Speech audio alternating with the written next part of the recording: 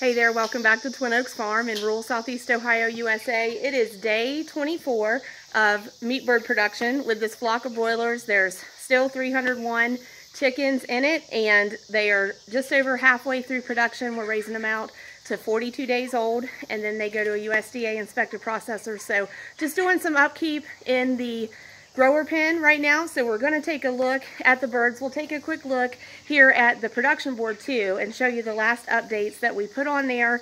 And we've got a running total of the production costs on them, but I'll look at that again. We've explained that we buy a lot of the consumable supplies ahead, like the feed and the bedding material. So we've got some of that ahead, and that's already figured into the running cost. So the production cost seems to stay the same for a long time, but if we were buying the feed, you know, as we go, like every few days, or buying the bedding material just one bag at a time, then that number would seem more fluid. So it's gonna, our production cost is gonna seem the same for a long time, but then at the end, like, it's gonna jump up dramatically as we actually finish getting the costs in and paying those. And then especially at the very end, since we take our birds to USDA inspected processor, that will probably just about double the production cost. But because of that, you know, the birds that we end up selling as frozen poultry, then we have to set a price point that takes all of those production costs into consideration. So if you have any questions about that, please feel free to put them in comments. So glad that you're here. We love to get the message out that especially real good chicken that we eat really only comes from real chickens. And this is the best way to produce poultry that is top quality. And these Cornish rock cross meat chickens are almost kind of like the ultimate meat birds. So quick look at the production board first, and I'll show you the updates, and we try to go in slow here to the production board to give the camera a few moments to adjust. So this is where we're keeping track of how much bedding material we use. We purchase it in 3 cubic foot compressed bags of kiln dried pine shavings. And so that's the bedding material that we put down on the floor. We always want the bedding material that the birds are against to be dry and comfortable for them. So that's why we continue to put it on top. We've used 17 bags so far. We actually are putting in 2 bags today, and I left one not quite spread out, so I'll get to show you that. I did mention the production costs. You know, we are at a running total of $1,461, which at this point is equivalent to $4.65 spent on each bird that is in the flock. So that sounds really good. Sounds really low, but that production cost per bird is definitely going to increase as we continue to grow the flock out. Feed, we are still feeding. So this is 22% protein value. They were hatched on August 23rd, arrived on August 23rd. Initially was consuming 50 pounds of feed every 3rd day for the first week. Then turned a corner to consuming 50 pounds a day. And that continued as they grew, and when we got down here to about September 11th, we turned another corner to where they're consuming, and that was right at as they're turning 3 weeks old, I believe. And so they turned another corner to where they're consuming 2 of those 50-pound bags a day, which is 100 pounds of feed.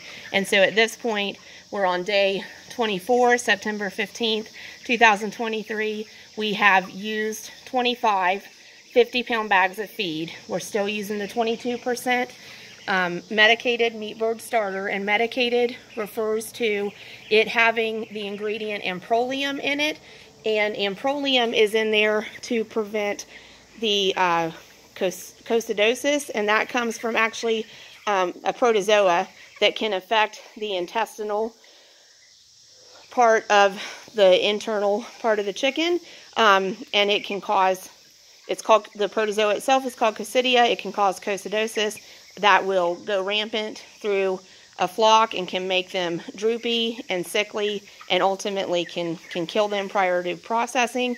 It doesn't make them unwholesome as a meat bird product, but if we can prevent it becoming rampant in flocks, we want to do that, and that's why producers would choose to use that feed. So there's that. So that catches you up on the feed. We are feeding 100 pounds a day, and at the end of day 23, we had 301 chicks this morning.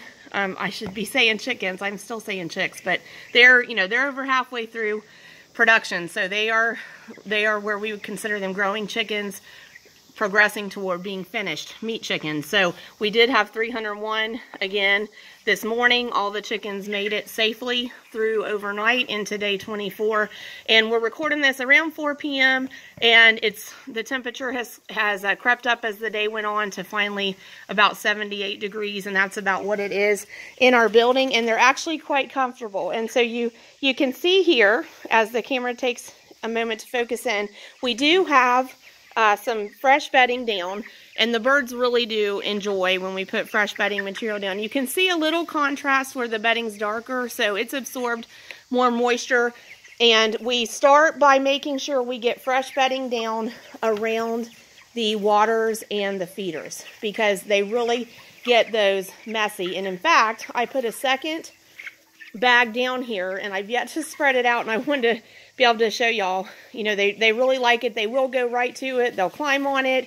They'll scratch in it. They'll actually spread it themselves if we would put it in small clumps scattered throughout the grower pen. But I will go ahead and spread it with just like a pitchfork type utensil. But I wanted to show you this here on the bedding. You can kind of see how dark and compacted that is. And in fact, right there, it's kind of hooved up. It's clumped together and hooved up. That's a place where when I was putting this bag of bedding down, I stepped right there and my foot kind of slid, because that's the moisture content that has been absorbed by that bedding. It's just as much moisture as it can absorb, and it's really compacted and packed, and it just gets clumpy on top. And so when it gets to that point, it's not a good surface for your birds to be in contact with. It's can be difficult to keep their skin healthy if they're laying against that all the time, and that can affect the foot pads, and it can affect the underbelly, and even where the chicken breast is developing in their feed to meat conversion. And ultimately, you don't want to damage the chicken breast during production with breast blisters on the external part of the chicken, because that can be a problem when you go to process them, and could even if they go to a processor, those places may have to be cut out of the meat. So it can definitely affect the harvest that you can yield out of raising the meat chicken. So I will be coming back through and spreading this out, but I wanted to get to show y'all that frequently happens. And see, there's a water. So that frequently happens around waters simply because of the amount of traffic of birds around the waters. When they're all wanting water at the same time, they'll fill in a circle around that tray. So like over there, we don't have them filling it in, but we have some getting water. But as they're standing there frequently, they may manure right there, and they walk on it, and there's a lot of traffic around there, so that just builds up, and they compact all the bedding down, and it needs to be freshened. So, and that happens around the feeders as well. Like here's another example. So we'll make sure that we get new bedding all around the feeders and the waters. But it's nice to see the birds thriving. And at this age, they just produce a lot of manure, which makes sense because they're consuming, as a flock of 300, they're consuming 100 pounds of food stuff a day. So we've frequently said, even in our videos, what goes in has to come out, and it comes out as manure, and we have the bedding material there to absorb it, but it can only absorb so much. So as it maxes out and passes that threshold of what it can absorb, as flock managers, we need to get some fresh bedding down there for the birds. And I want to show you this. This is an example of what healthy manure should look like from your chickens. And that seems a crude thing to share with you maybe, but as a flock manager, as a poultry producer, you need to know that the quality and condition of the manure that the birds produce does indicate the wellness of the birds. So that's what we would be looking for in a flock of birds that are well and that are thriving. The manure should have that white cap and should be firm, and that's what we want to see. So if you see a variance from that, it points to different things, and you could always do an online search for researching if there's like a pathogen involved, but a lot of times the condition of the manure can just indicate maybe some temperature stress from either heat or cold, or if they're off of their feed. If they're off the feed, it will be very watery and it'll almost look just like only water. But if they're eating well and the temperature suits them, you're going to have the indicator of the manure that looks normal, indicating a healthy bird and a thriving flock. So we use those indicators to gauge overall flock health and to gauge wellness of the individuals. So they are resting now because they have been up for the most part to go to food and to go to water. And we wanted to get a quick video of them here on day 24. So please join us again.